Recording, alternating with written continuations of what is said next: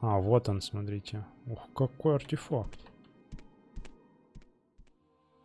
Милсдери, Мазели, привет всем. Сэр Холмс, Morrowind Tamriel Rebuild.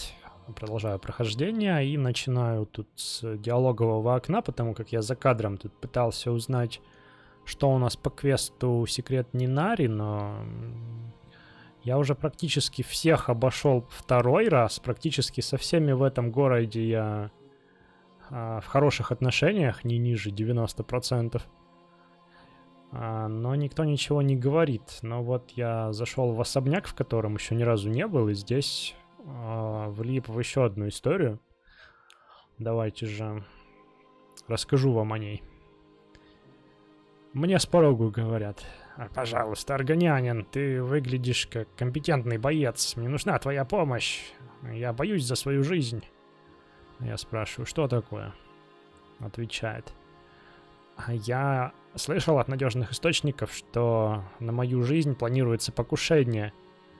Так как ты наверняка действительно компетентный боец, я прошу тебя помочь мне предотвратить это покушение. И как я могу это сделать? Я не знаю, когда оно произойдет, но произойдет скоро, и вероятнее всего ночью.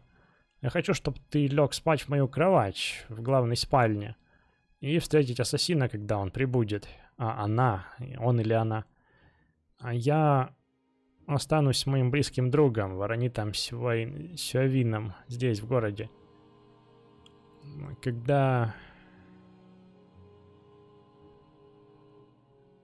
я буду в безопасности, дай мне знать, чтобы вернуться домой. Ну, интересно, я подумал, тут все равно дело к вечеру уже идет, почему бы не лечь спать.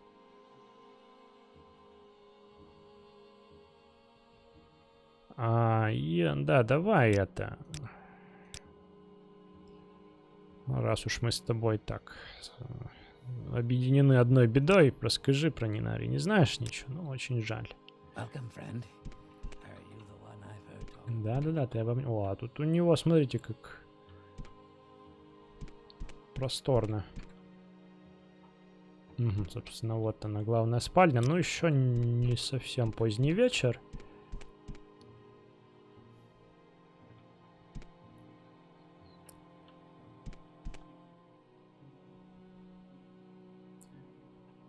Я пока, наверное, еще погуляю. Вот. И вернусь позже к вам. Я просто был невнимателен, оказывается, когда в первый раз заходил к ней в дом. Смотрите, тут записка от Драралена Гурина. Нинари, я готов к следующей стадии твоего лечения. Пожалуйста, приходи ко мне при первой же возможности. Драрален Гурин. Так, и что я написал?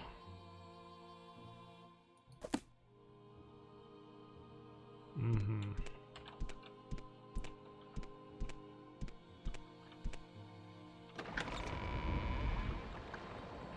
Хорошо, Драрален Гурин, значит, да?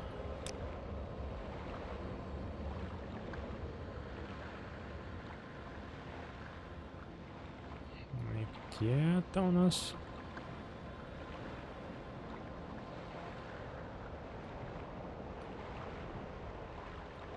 Это еще надо поискать тоже. Вот что говорит нам Драрален Гурин. Это алхимик, которая... Как аптекарь, формат... Аптекарь, да, она аптекарша. Которая, тем не менее, не торгует ничем.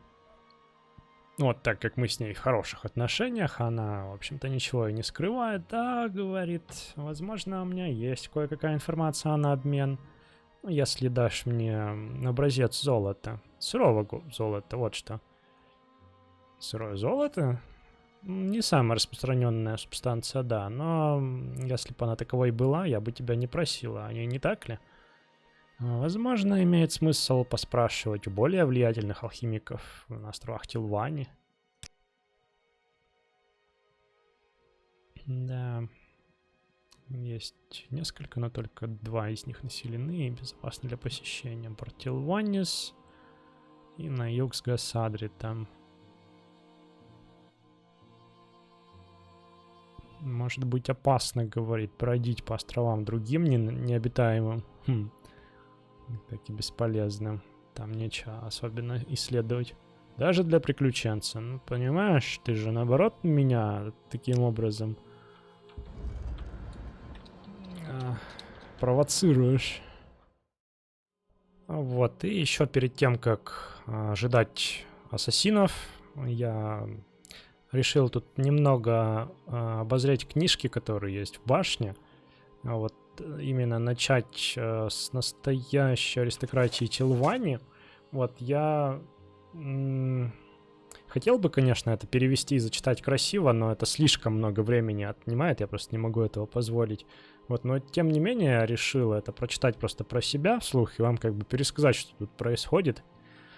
Вот, оно так начинается, что злобная стая волков скопилась вокруг Тилвани в последнее время, и под этими волками автор Индолен Хлормейн, ну, видимо, кто-то из Тилвани лордов, наверное, или великих магов каких-то, подразумевает Сиродиил, то есть империю, и священников-отступников. Вот здесь довольно много в стиле Тилвани текста, текстовой массы составляют вот ругань, как он ругается, какие они все тупые, какие мы Тилвани молодцы, и как смешны все их аргументы. Вот почему, например, дракон должен объясняться перед мухой, но вот эта книжка, она якобы предназначалась для вот западной аудитории, да, западная это империя и вот все ребята оттуда. Ну, как пособие, во-первых, да, вот образовательный трактат и предупреждение. Вот, и он пытался просто объяснить точку зрения Тилвани. И тут вообще такой назревает, ну, яснее с этой книгой открывается вся глубина конфликта Тилвани и империи. Что просто две совершенно разных точки зрения и два совершенно разных представления о том, что такое добро и зло. Здесь, например, в этой части книги автор критикует, что имперцы против рабства.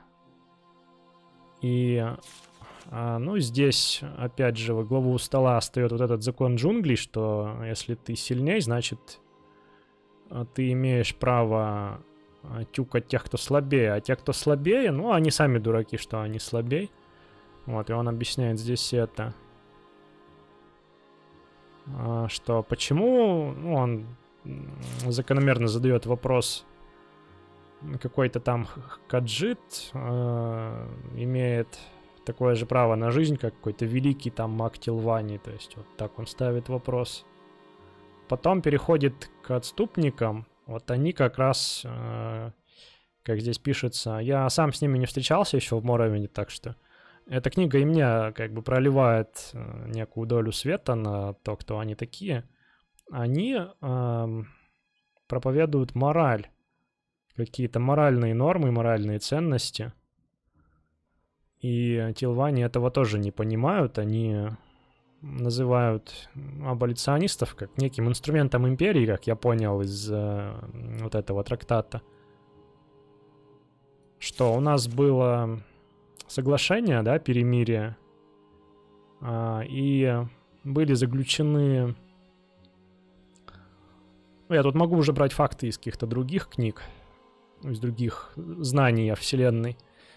Вот, что был заключен вот этот перемирие, да, пакт. Были заключены какие-то соглашения, что традиции Моровинда будут сохраняться и чтиться империи, да, но вот у нас появляются всякие там священники-отступники, всякая сама империя вот это все критикует, то есть автор воспринимает это как будто империя надсмеялась над соглашениями, и вот поэтому они такие негодяи, имперцы. Вот, еще он возмущается, что накладываются какие-то аресты на наши учения, Ну, что они тоже, я полагаю, не очень гуманные. Да, там еще говорится про эксперименты. Да, что священники-отступники критикуют эксперименты над рабами, видимо. Вот мы помним, да, с вами, что у нас была как-то серия, в которой я спасал Хаджита, которого там поджаривал маг Тилвани, которого я тогда тюкнул. Вот, но тилванцы просто по-другому на это смотрят, на все. Для них это, ну, обычная норма вещей, так как они ну, считают, принимают рабов как за расходный материал, что, в общем-то, сходится с их вообще мировоззрением. И еще вспоминаю тут из этой же книжки конфликт еще и законодательств, что империя рабство не приемлет, это в законах запрещено, а у тилванцев это наоборот. Ну, у них как бы законы своеобразные, но тут в этой книге, например, там где-то в начале указывается на то, что ну, мы покупаем своих рабов на официальных, легальных рабских рынках, так что непонятны даже претензии империи. А откуда там эти рабы появились, нас не волнует, потому что ну, для нас это ну, показатель того, что если ну, любое существо какое-то, да, гуманоид попал в рабство, в яму рабскую, ну, значит, он этого заслужил. Вот такая логика. Вот, а империя же, ну, защищает в том числе и слабых, вот, подобных. Вот, и еще тут из интересного, вот смотрите, как он тут выражается. Почему вообще нас должны заботить вот эти все, ну, мелочи, по сути, как там какие-то законы, там вот это вот рабство, какие-то рабы, там эксперименты, там жизни этих рабов. Мы тут исследуем космические всякие мистерии и получаем глубочайшее понимание магических школ, о котором никакой там боевой магишка даже помечтать не может. Вот. И вот с этой фразой я как-то чуть тоже глубже проникся тем, что такое Телвани. Они вот как-то устремлены куда-то в небеса, в космос прямо вообще, да, и вот, ну, вот это все земное для них вообще не интересно, в то время как имперцы, они более прагматичные люди, какими, в общем-то, была Римская империя. И они вот, да, вот за построение законов там, какой-то инфраструктуры, в том числе промышленной, торговой там, дороги, все вот это вот. Ну, они более приземленные, а тилванцы, они вот устремлены куда-то вообще не ввысь. И вот здесь конфликт интересов такой возникает. Тут еще упоминают они период имперского симулякра, когда Ягар Тарн прикинулся императором. Это, говорит, просто еще один показатель того, что империя катится к закату. Заслуженно. Вот, как-то так. Короче. Аболиционисты имперцы, катитесь, говорит. Вот, и тут у нас примечание издателя, редактора. Это второе издание. По итогу, когда книга ушла в тираж, мастер Хлормейн, ну, она не нашла, в общем, распространения среди чужеземцев, как было задумано, но снискала огромную популярность среди Телвани. Ну, в общем-то, тоже логично, зачем чужеземцам читать такие гадости про себя, ну, неприятно же.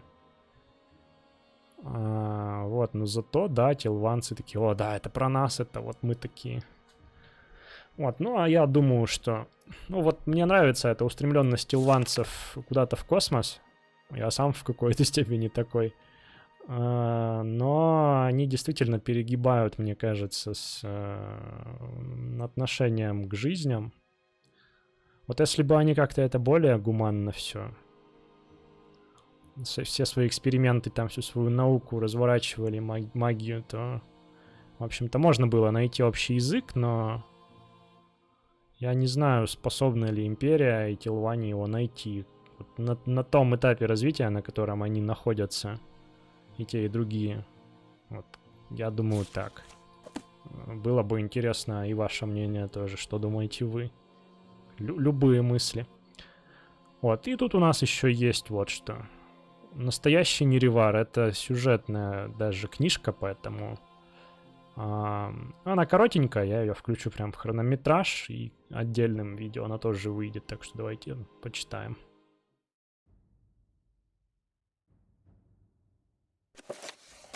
Настоящий Неревар. Это тилванийская неофициальная статья о Нереваре.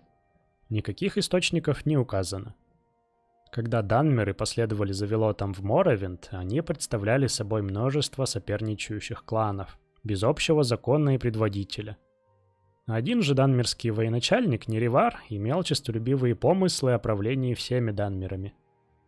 В те времена дом Двемер славился своими заклинателями, поэтому Неревар втайне посетил Двемерскую кузню и попросил зачарованное кольцо себе в помощь. Это кольцо давало своему обладателю огромную силу убеждения. Для пущей безопасности оно было зачаровано так, что немедленно убивало всякого, кто его наденет, кроме Неревара. Это кольцо прозвали Лунозвездие, и оно помогло Неревару объединить различные кланы в Первый Совет. Впоследствии, однако, религиозные споры раскололи Совет, и дом Двемер с домом Дагот оказался по одну сторону, а все прочие дома по другую.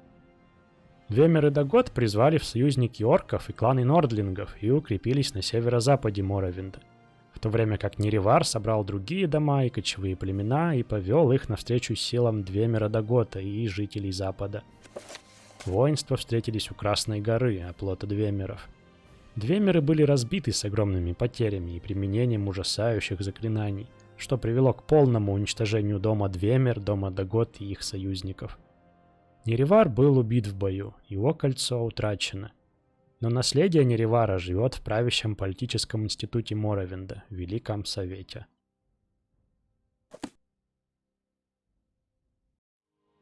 Вот если верить всяким ТС-вики, эту книгу дают вообще по сюжету основному, и нигде не найти в других местах. Вот. Ну и из нее для меня, например, стало открытием, сложился пазл наконец-то. Что такое логотип Моровинда? Луна и звезда. Это же вот кольцо. У меня как-то Луна и звезда отдельно всегда были. Их картинка предо мной представала, что... Вот у Азуры, например, в одной руке звезда, в другой луна. Я такой, ну, наверное, это про это. А оказывается, вон оно что. Колечко. Так, ну что. В доспехах, в кровать. Меч под подушку.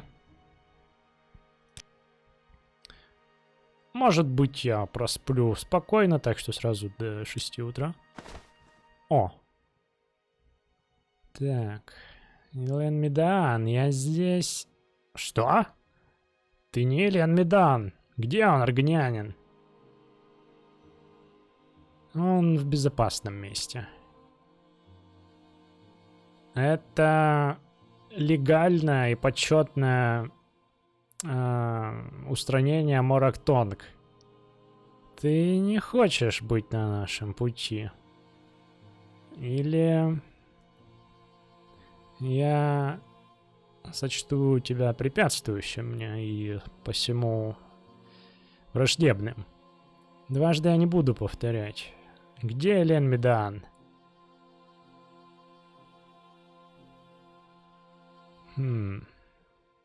Морактонг.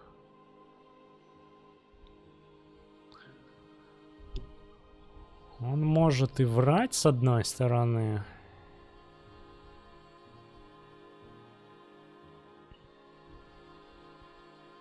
Но с другой,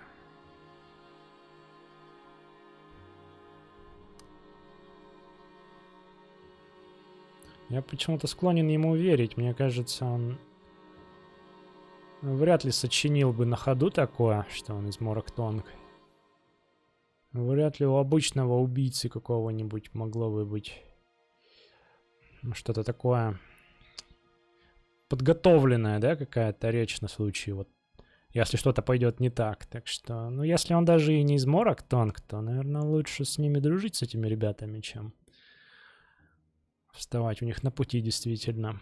Ну, хорошо, он с Воронитом Сюавином. Спасибо. Ты был очень...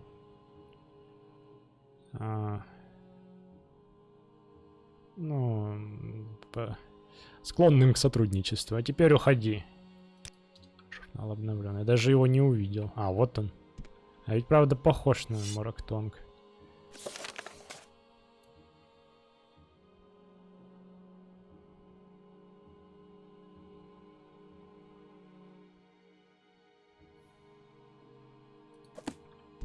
Ну, уходить так уходить. Может быть, я и с ними сдружусь? Это интересно было бы. Так, где он должен был? Воронит Сюавин.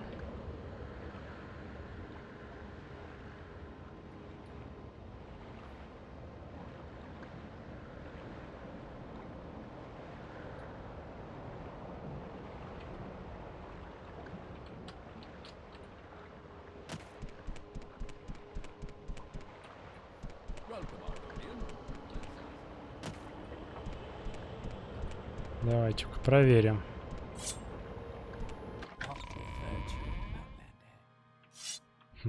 Никого.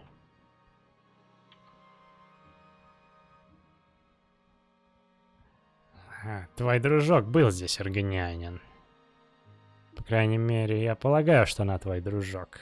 Учитывая, что ты единственный знал, что Элен Медан был здесь. Теперь убирайся отсюда, Нвах.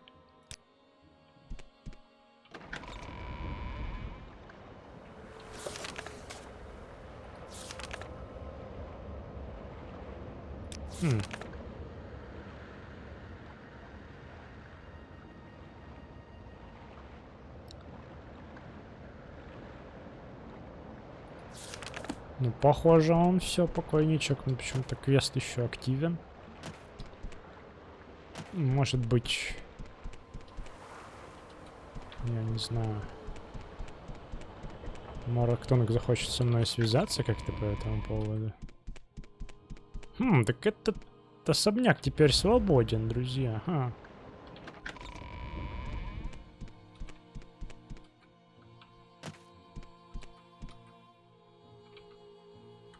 Давайте-ка глянем, что тут есть интересного. О, завтрак.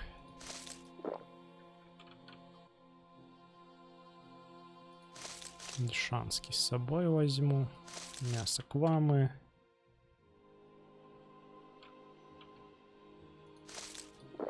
Печеньку сейчас съем.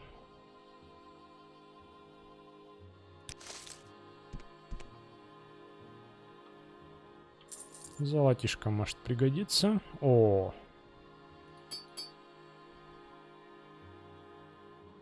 Вот это хорошо.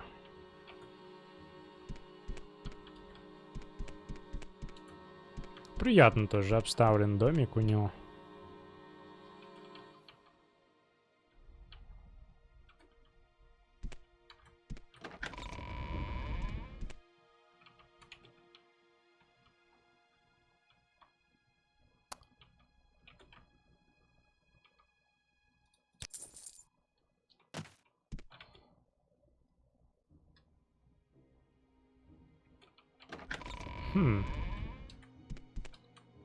Ну, раз это теперь мой дом, можно сказать. Я думаю, можно его как-то начать обставлять под себя.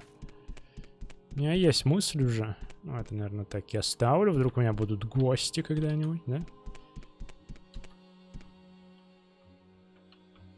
Это, видимо, тоже. Сколько тут столов-то прямо и мест, где можно попировать.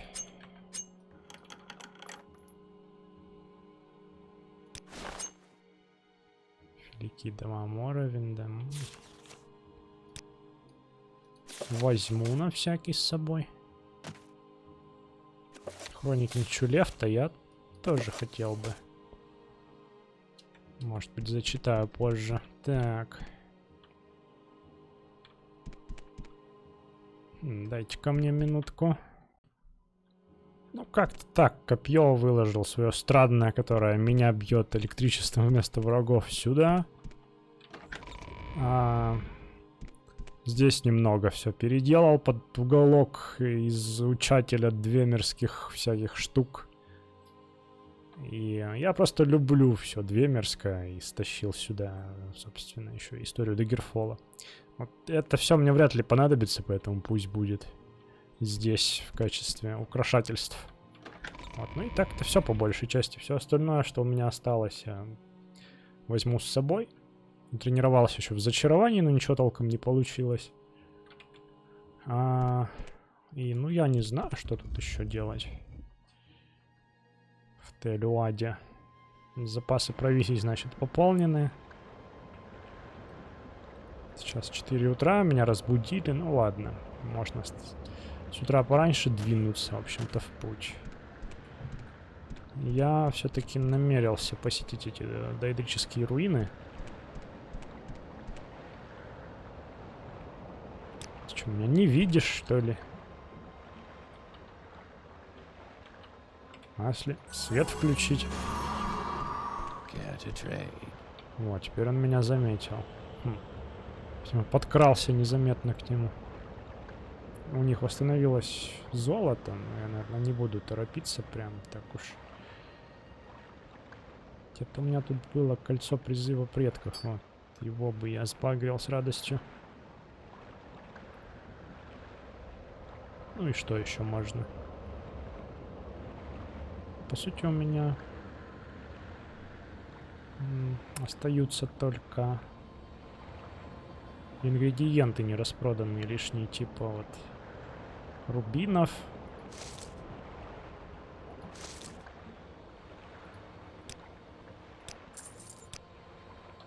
Вот как-то так.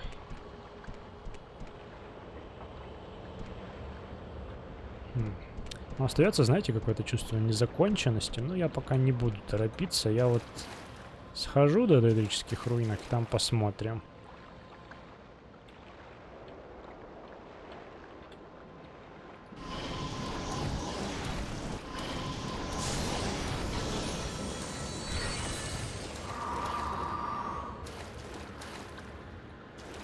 Посмотрим, что нам это даст.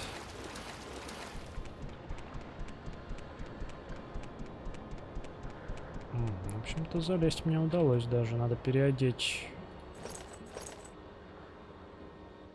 снаряжение некоторое. Ну, залез я, правда, в тупик. В обход мне как-то не хочется лазить.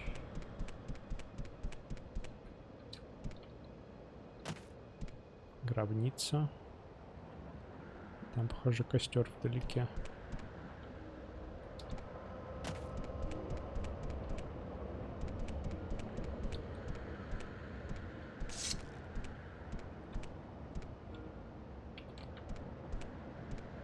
Так, ну все, в боевой режим перехожу. Давненько такого не было.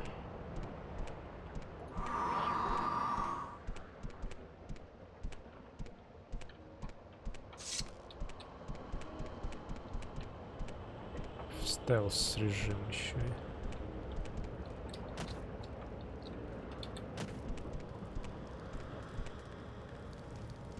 Так, тут вроде никого, да? Да, руины действительно обширные весьма.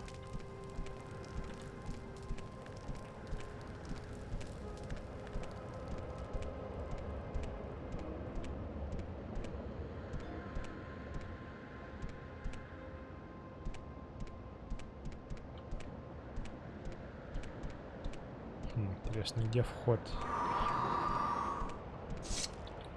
Наверное, там.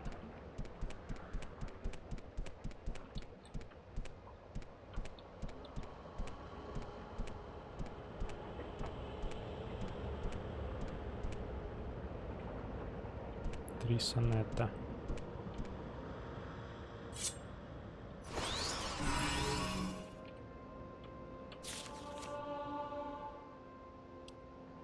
Помощь.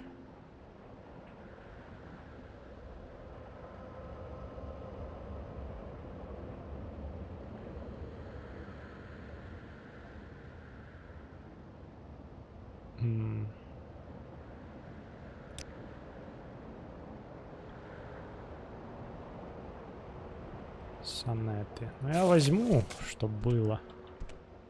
Но, наверное, вдаваться в детали не будем.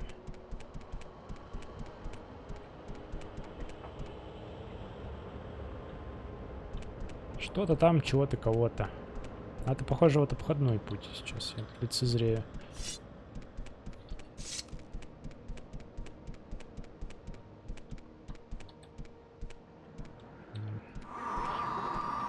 Чума какая. Утренняя. Так. Перед битвой надо перекусить. Я ж не позавтракал. А, и поплотнее. Мясо клама, дешанский. Да, дород, да?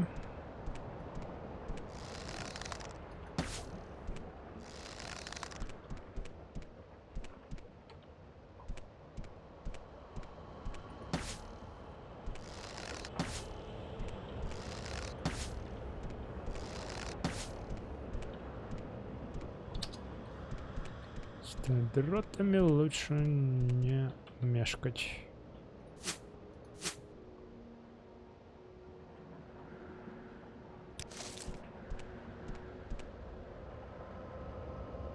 Гакого. Традиционный щит Гакого.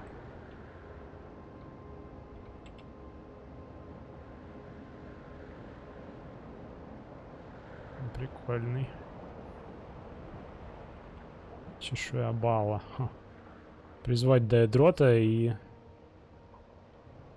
комплект снаряжения. Это интересно. Можно даже как-нибудь воспользоваться будет. Весьма оригинальное заклинание.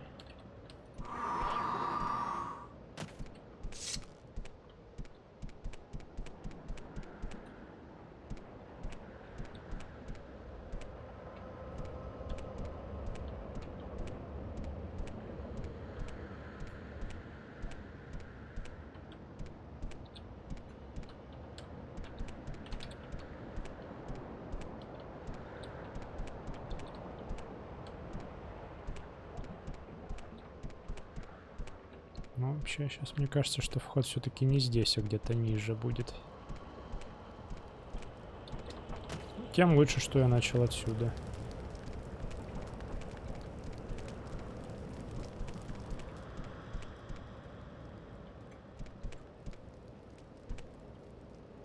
Пещера какая-то. Но к ним я совсем как-то подостыл в последнее время.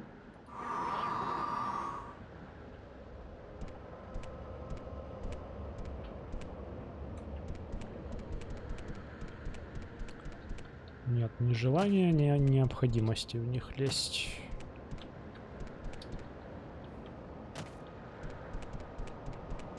Ну что ж, пора спускаться.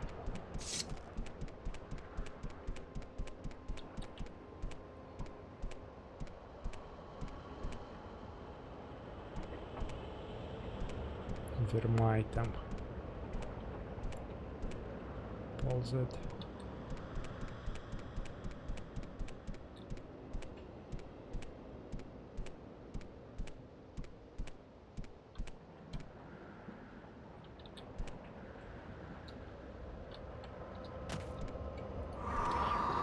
Ой-ой-ой. Вот ведь тянет меня прыгать куда попало.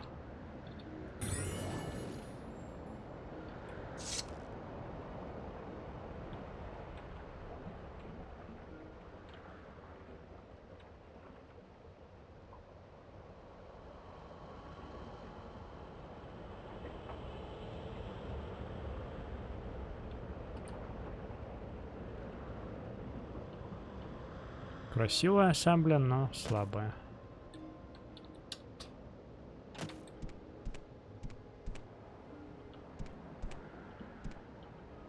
Так, это кто? Малакбал?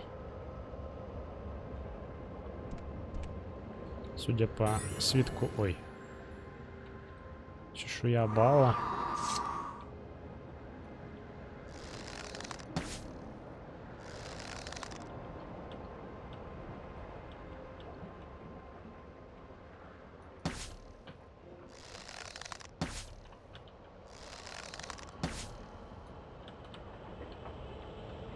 Сейчас прям с его головы вас отстреляю всех.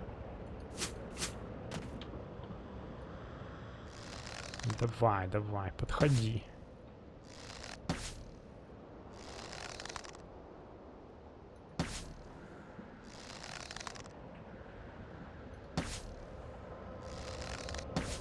Бестолковый кланфер.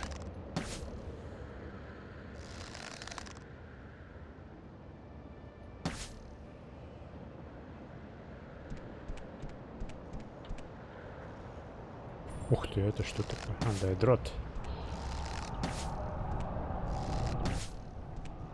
Ох, как я подкинула.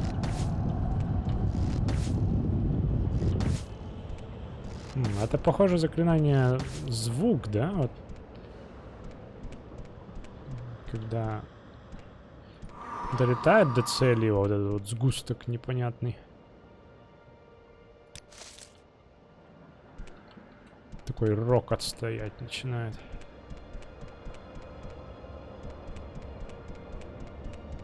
В принципе, можно, да, вот здесь пройти будет.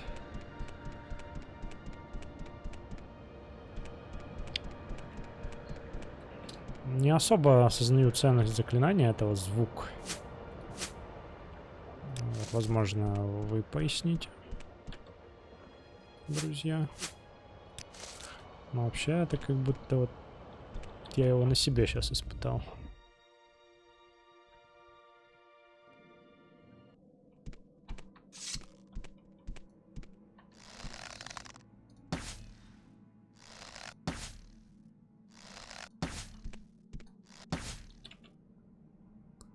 Так.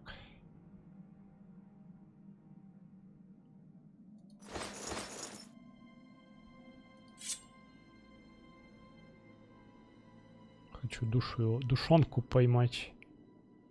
В какой она пойдет камень душ?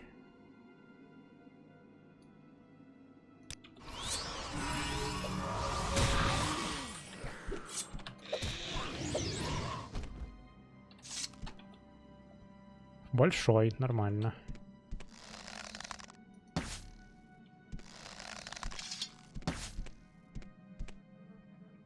А красиво тут.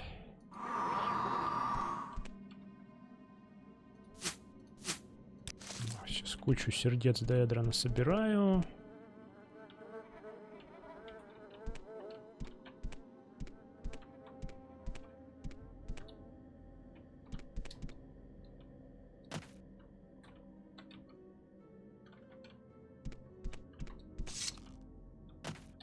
Ледяной дранах.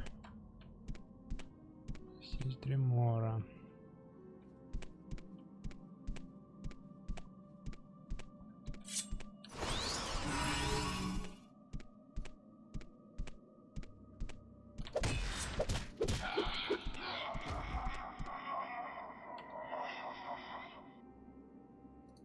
Бонитовый танто. Как раз такой продал недавно один. Можно еще раз продать. Теперь. Раз уж я полез сюда. О, крылатый сумрак, смотрите.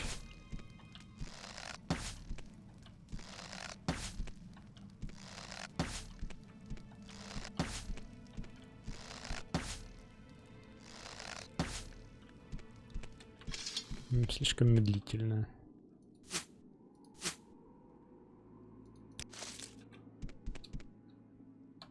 Ой.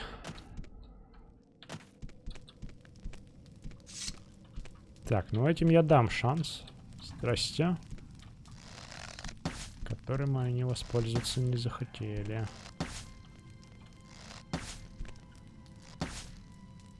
Ух ты, стальная булава у него там.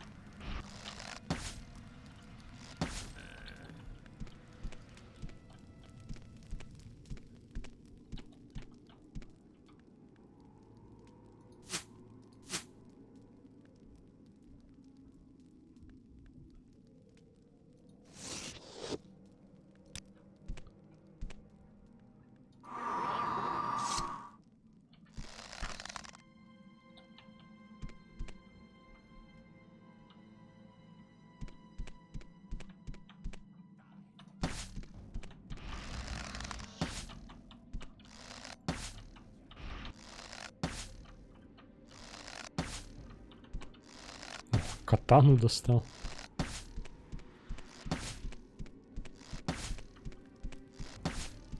Там справа какой-то орк стоял. Такой, там мне вообще плевать.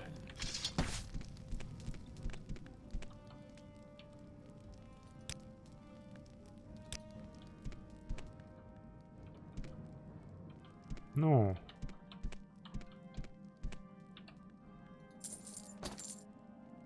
К стеной, кстати.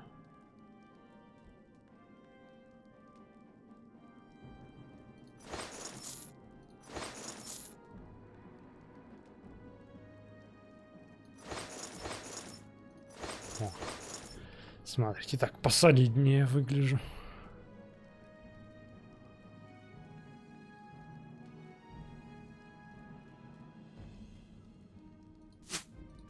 Так, это что? Восстановить здоровье. Ядовитый серп. Ну, типа серп.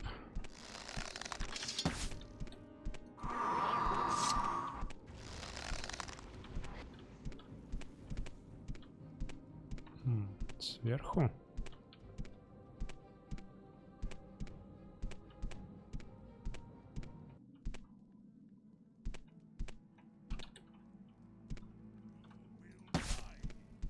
Ого.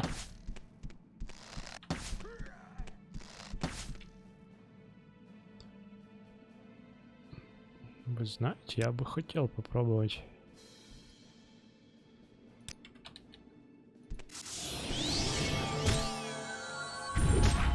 Да вы чё? Ну как тут все стремительно завязалось, смотрите. Какие у тебя красивые всполохи получаются. Он спрыгнул сверху на меня просто. Так, ну значит тут надо похитрее как-то. Или вообще желательно к этому бою подготовиться получше. Лук починить по меньшей мере.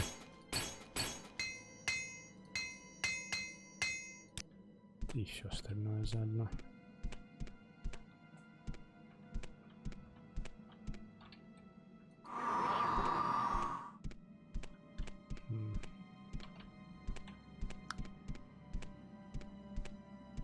Я думаю, если я сюда запрыгну... А, вот он, смотрите. Ух, какой артефакт. Это похоже на диадрическое копье, но смотрите, какое оно прекрасное.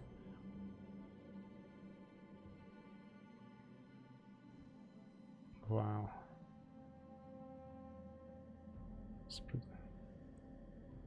Ну, странно. Ну, эффекты, ну, такие, да, чисто ловля душ, а вот остальные, слабость к морозу и повреждение магии, ну, странные. Против волшебников ничего, наверное. Так, а перезарядить-то мне нечего. А, вот вермаем можно перезарядить.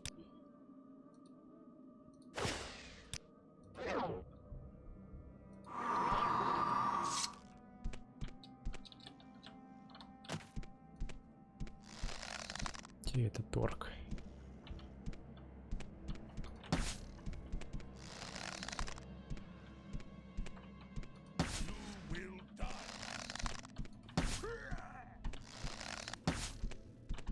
Тут у него дрын.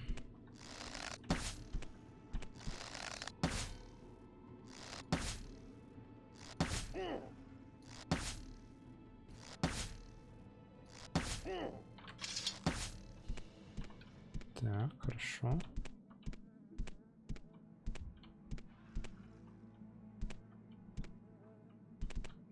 Скелет нанизанный.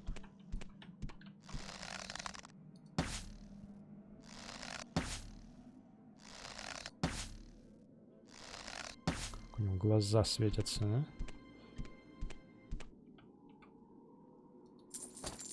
Это орочья, да? Угу. Орочий бердыш. Слушайте, а интересный. 37, у меня 23. Слушайте, надо брать, мне кажется.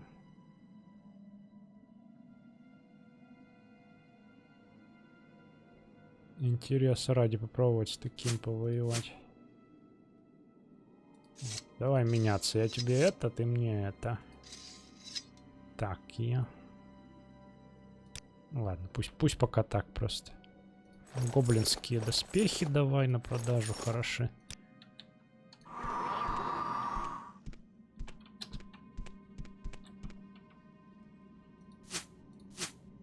Очень странное решение в плане вооружения у Дриморы. Древкская дубинка. Вот, ну и давайте пробовать. Тут, наверное, надо как-то...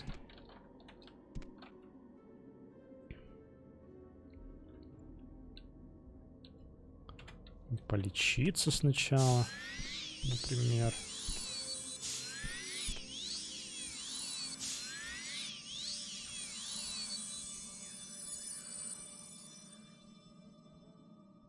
Еще что-нибудь придумать. Призвать кого-нибудь, помощника, чтобы отвлекал.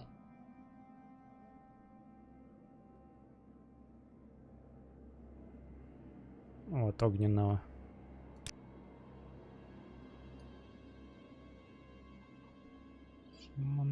Флейматронах. И вообще сохранится под отдельным слотом.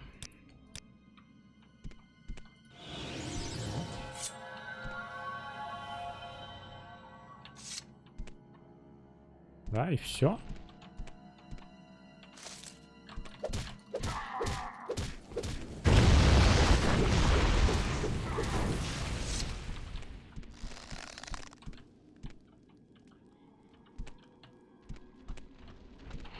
Тронах, ты молодец.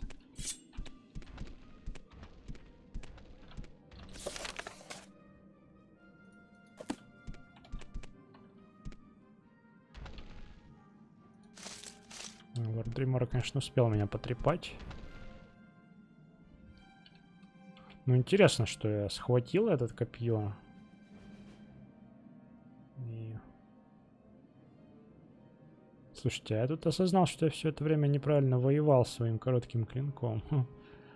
У него колющий-то слабый совсем. Надо рубящий и режущий наносить уроны. Ладно, будем менять, значит, тактику. Что я привык так колоть просто. Да ладно.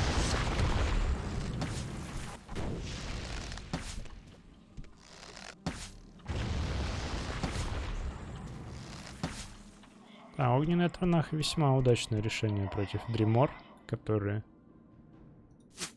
пытаются огнем с нами воевать, да? О, ну вот еще один.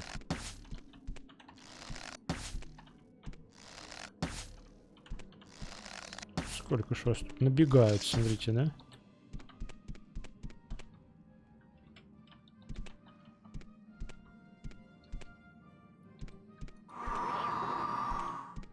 Орк такой с ирокезом. Ой.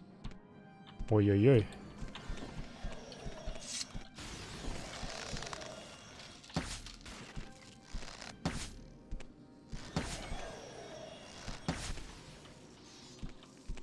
И где-то еще Дедрот. Ну как они спрыгивают прям с неба на меня.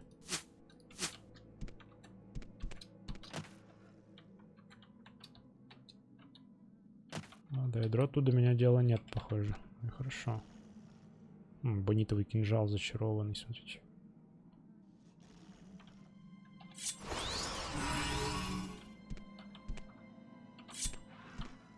Так.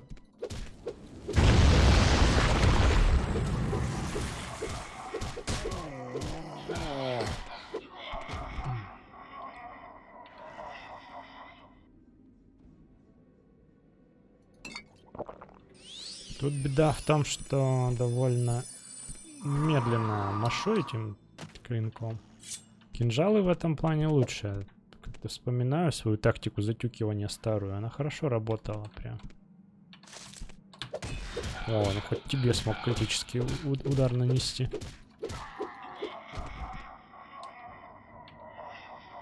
О, диалическое копье. Ну я набрал, конечно.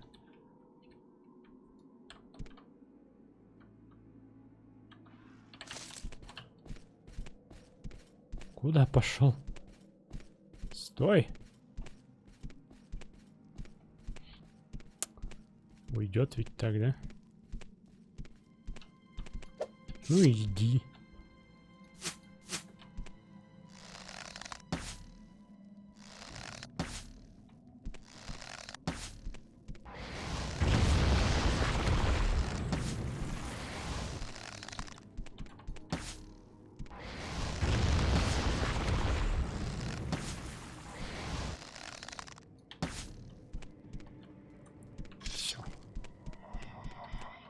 Слушайте, ну нормальная заварушка получилась, по крайней мере, вот что скажу. Эбонит можешь оставить себе. Вот, ну что ж, буду рад вашим лайкам, подпискам, комментариям и так далее.